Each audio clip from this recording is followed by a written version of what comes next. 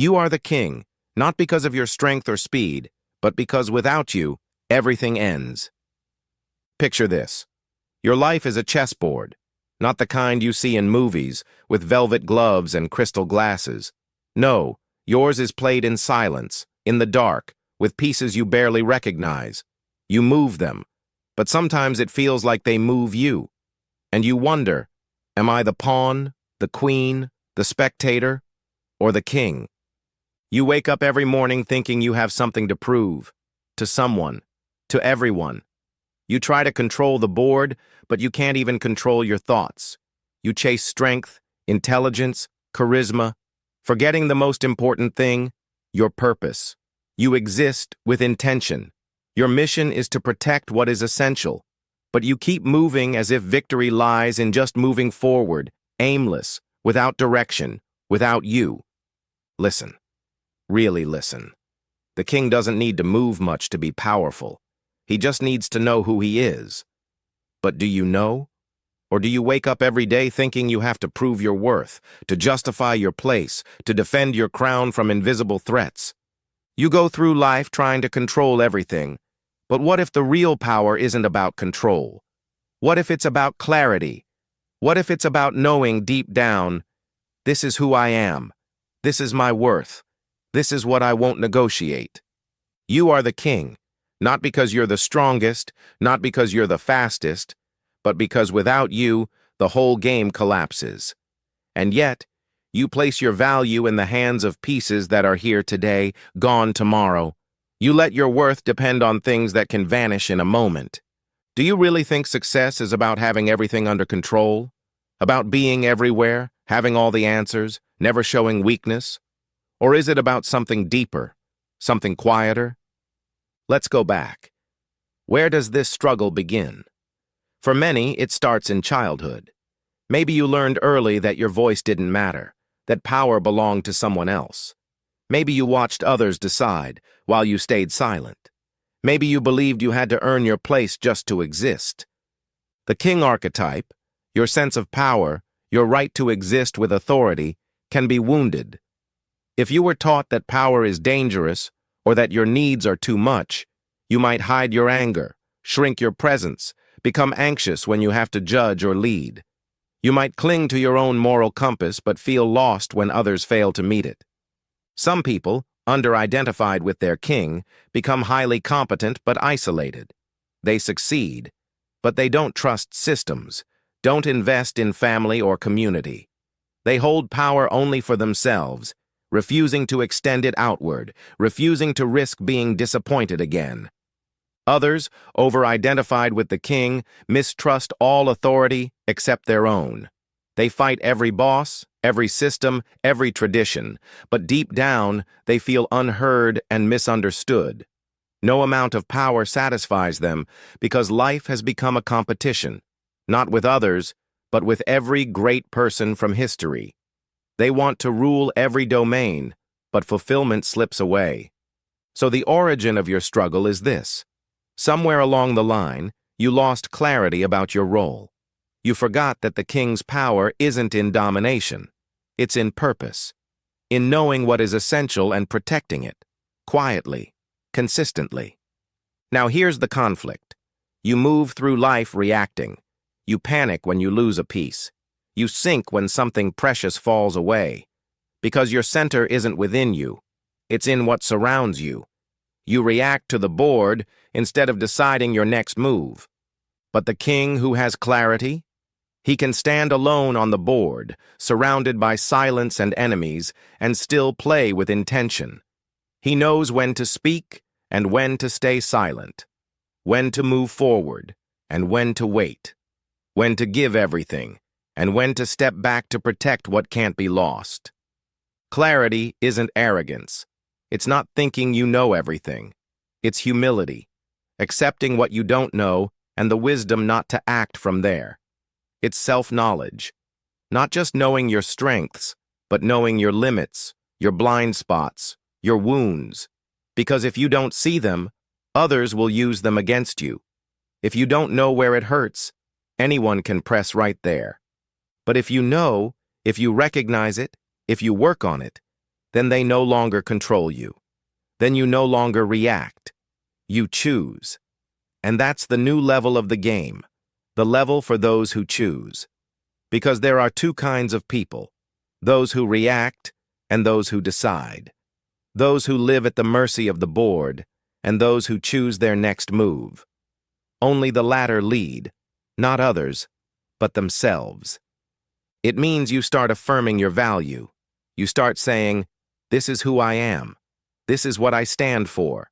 This is what I will not negotiate." You start living with intention, even if it's quiet, even if no one notices at first. It means you choose your peace over your fear. You choose clarity over chaos. You choose to lead yourself, even when the world tries to distract you, tempt you, pull you off course. Jung said the psyche seeks wholeness. The self, the deepest part of you, wants to integrate everything, even the wounds, even the shadows. It's not about perfection. It's about becoming whole. The king archetype isn't about ruling others. It's about ruling yourself with wisdom, with humility, with purpose. So today, I invite you. Stop looking for power outside. Stop chasing crowns that can be taken away. Build your clarity.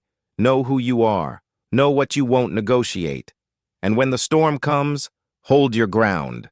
Not because you're stubborn, but because you know where you stand.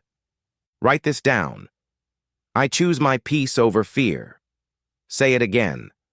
Let it settle in your bones. If this spoke to you, take a moment. Subscribe, share, join the journey. This is just the beginning. We walk this path together, one clear step at a time. Now let's go deeper.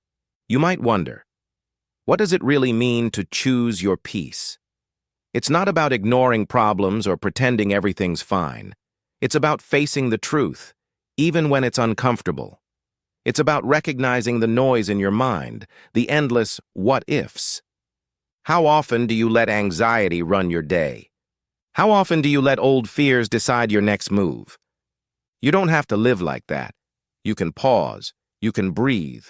You can ask yourself, is this my truth or someone else's fear? That's the first step. Stop justifying your anxiety. You don't need to explain why you feel what you feel. You only need to acknowledge it. You only need to see it clearly. This is what Jung called shadow work. It means seeing the parts of yourself you'd rather hide. The anger, the envy, the insecurity. All those things you were taught to push away. But here's the secret. Those parts aren't your enemy. They're signals. They're messengers. They're asking for your attention, not your shame. When you ignore them, they grow louder. When you listen, they quiet down. So the next time you feel anger rising, don't run from it. Ask it, what do you need? The next time you feel small, don't hide. Ask, where did I learn this? Every feeling is a clue.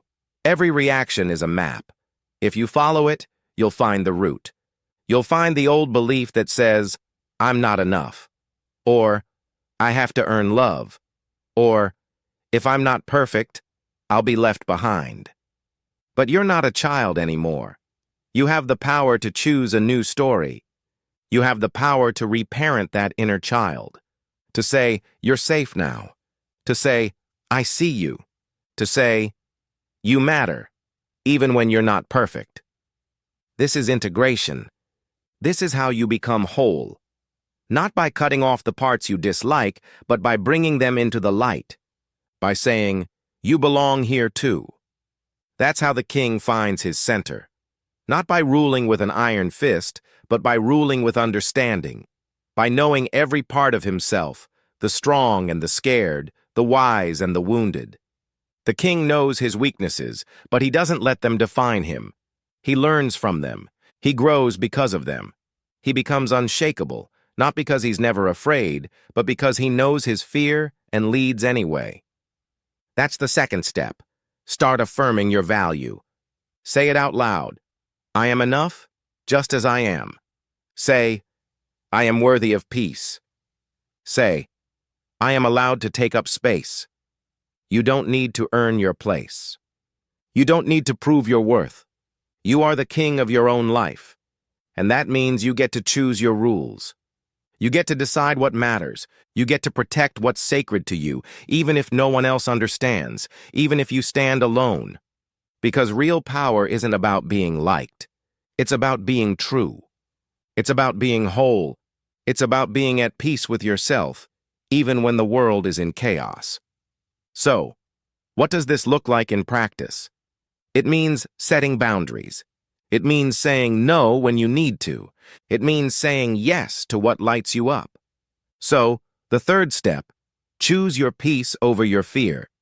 Every day you'll be tempted to react, to defend, to attack, to run. But you can pause. You can breathe. You can choose. You can say, I will not let fear decide for me. You can say, I will not betray my peace for someone else's approval. You can say, I am the king of my own mind. And then you act from that place, not from panic, but from purpose, not from chaos, but from clarity. This is how you break free, not by escaping the board, but by mastering your moves, by knowing your worth, by living your truth, by choosing your peace again and again. So let's practice. Right now, take a breath. Feel your feet on the ground. Feel your heart beating. Say to yourself, I am here. Say, I am enough. Say, I choose my peace. Let it be simple. Let it be true. Let it be yours. And if you forget tomorrow, that's okay. Just come back. Come back to your center. Come back to your clarity. Come back to your peace. Because that's where your power lives. That's where your purpose begins. And that's how you become free. You want the truth? Most people never find freedom. They live in invisible cages, locked by beliefs they never chose. You might be one of them. You wake up, and before you even open your eyes, there's a weight on your chest. A voice whispering, don't mess up. Don't disappoint. Don't be weak. You carry that voice everywhere, to work, to your relationships, even into your dreams. It's not your voice, but it's louder than your own. Who put it there? Maybe it was a parent, always disappointed, never satisfied. Maybe it was a teacher telling you to be realistic, to stop dreaming. Maybe it was a friend mocking your ambition, making you smaller so they could feel big. Whoever it was, they built a throne out of your self-doubt, and they sat there, ruling your mind. You learned to obey. You learned to shrink. You learned to survive. And now you call it normal. But it's not normal. It's a wound that never healed because you never looked at it. You covered it up with achievement, with perfection, with pretending. But the pain always leaks through. It leaks into your choices, the jobs you take, the people you love, the dreams you abandon. You think you're making decisions, but really, you're just avoiding pain. You're just trying not to feel that old wound. But here's the darkness. As long as you run from it, it owns you. You can build an empire, but if you build it from fear, it will crumble. You can wear a crown, but if it's made of shame, it will cut you every day. You can call yourself king, but inside, you'll always feel like an imposter. That's the real prison. Not the world outside, but the world inside. The beliefs that say, you're not worthy, you're not safe, you're not enough. You try to silence them with noise, scrolling, drinking, working, anything to drown out the truth. But the truth waits. It waits in the quiet. It waits in the dark. It waits for you to finally stop running. Because only then can you face it. Only then can you ask, what am I so afraid of? Maybe you're afraid of being alone. Maybe you're afraid of failing. Maybe you're afraid of being seen, truly seen, and rejected. But here's the paradox. The thing you fear most is the key to your freedom. If you face it, if you look it in the eye, it loses its power. It becomes just another part of you, not a monster, but a messenger. This is what Jung meant by integration. You don't kill the shadow. You claim it. You say, yes, I am afraid. Yes, I am wounded. Yes, I am angry. And in that truth, You become whole. You become real. You become free. But most people never get there. They stay in the darkness, pretending it's light. They call their cage comfort. They call their chains responsibility. But deep down, they know. They know they're not living. They're just surviving. Are you? Are you just surviving? Or are you ready to wake up? Are you ready to break the rules you never agreed to? Are you ready to take back your crown? Not from the world, but from your own fear? Because that's what real kings do. They look into the dark, and they do not flinch. They claim every part of themselves, the noble, the broken, the wild. They stop asking for permission. They stop waiting for approval. They stop apologizing for their existence. They say, "This is my life. This is my mind. This is my kingdom." And they defend it, not with violence, but with truth, with clarity, with purpose. That is your birthright, but you have to claim it. No one will give it to you. No one will save you. You have to save yourself. You have to walk into the dark and light your own fire. You have to sit on your own throne, even if your hands are shaking. Especially then, because that's where freedom begins, not in the absence of fear, but in the mastery of it. Not in perfection, but in wholeness. Not in running, but in returning. Returning to yourself. Returning to your truth. Returning to your power. Are you ready? Because the door is open. But you have to walk through. You have to choose. You have to become the king, not just in name, but in spirit, in action, in truth. Here it is, raw, without comfort. Most people will never wake up. They will die with their music still inside them. They will go to their graves ruled by other people's opinions, never having spoken their own truth.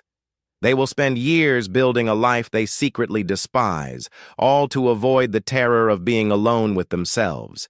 They will trade their authenticity for acceptance, their dreams for safety, their voice for silence. And they'll call it being realistic. They'll call it being responsible. But deep down, they know they betrayed themselves. They know they abandoned their own throne. You see it in their eyes, the dullness, the resignation, the quiet grief of a life unlived. Is that what you want? To reach the end and realize you never truly lived? To realize you spent your whole life making yourself small so others could feel big? That's the final darkness. No one is coming to rescue you. No one is coming to hand you your crown. If you wait for permission, you'll wait forever. If you wait for the world to understand you, you'll die misunderstood. Stop pretending you don't care when you do. Stop pretending you're powerless. You are not powerless. You are not broken. You are not a victim of your story. You are the author. You are the king. But you have to act like it. You have to make hard choices. You have to let go of what's killing you, even if it's all you've ever known. You have to risk being alone, risk being misunderstood, risk being disliked. Because freedom costs everything that isn't real. Freedom costs your illusions, your excuses, your comfort. But what you gain is worth everything. You gain yourself. You gain your life. You gain the right to say, "This is who I am. This is what I want. This is what I will not betray." So here's the final truth. You will never be free until you know what you stand for.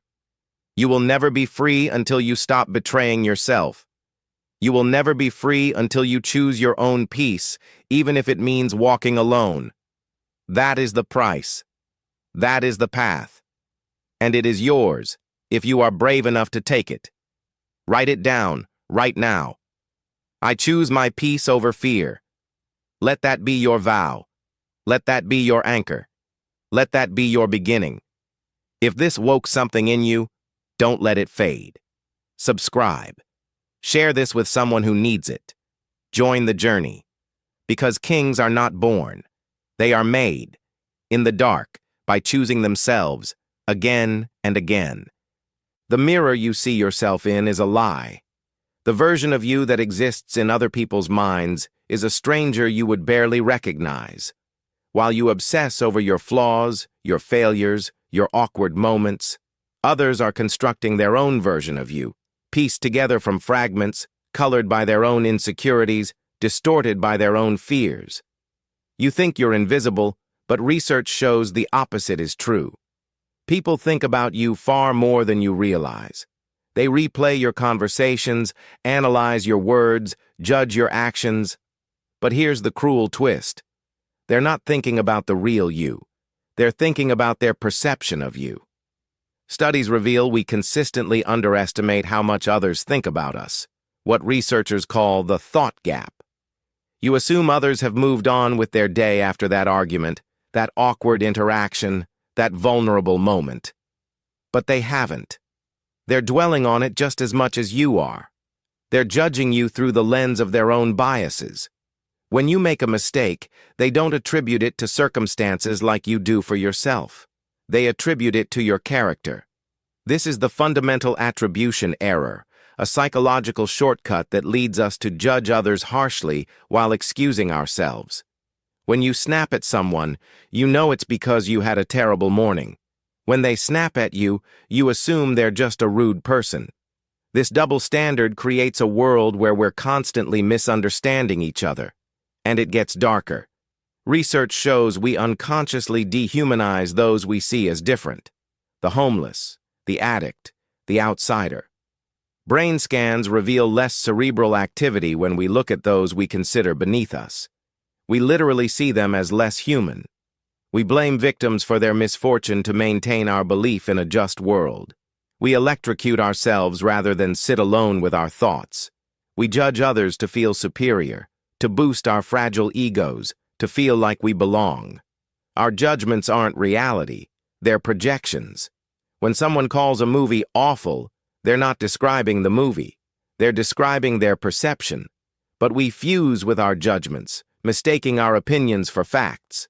We create separation instead of connection. We reject others before they can reject us. As Don Miguel Ruiz wrote, we assume that everyone sees life the way we do. So even before others have a chance to reject us, we have already rejected ourselves. This is the ultimate dark truth. We are all trapped in our own perceptual prisons, judging and being judged, never truly seeing or being seen. The king who understands this no longer seeks validation from others. He knows their judgment says more about them than it does about him. He knows that freedom comes not from controlling how others see him, but from liberating himself from caring what they think at all. He builds his kingdom from the inside out, knowing that the only perception that truly matters is how he sees himself. So look in the mirror one last time. Not the mirror of others' opinions, but the mirror of your own truth. Ask yourself, if no one were watching, if no one were judging, who would I be? What would I stand for? How would I live? Answer those questions, and you will find your crown. Answer those questions, and you will find your freedom. Answer those questions, and you will find yourself, the king you were always meant to be.